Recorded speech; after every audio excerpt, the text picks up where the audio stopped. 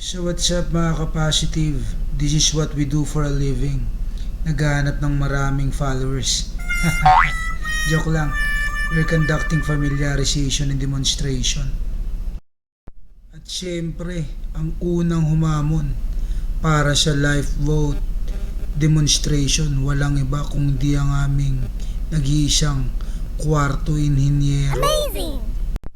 Nice one. Papatalo ba naman ba ang aming tersyero official para naman sa emergency steering demonstration? Good job. At ang pinakamalupit na umamon, yung isa pa naming kwarto inhinyero para naman sa emergency generator demonstration. Positive. We're conducting this demonstration for us to be competent during emergency situation. Ayun, hanggang dyan muna tayo mga ka-positive. Lagi niyong tatandaan, kapag may tiyaga, laging may nilaga. Thank you for watching. Please follow, like, and share mga ka-positive. Until next time, let's go!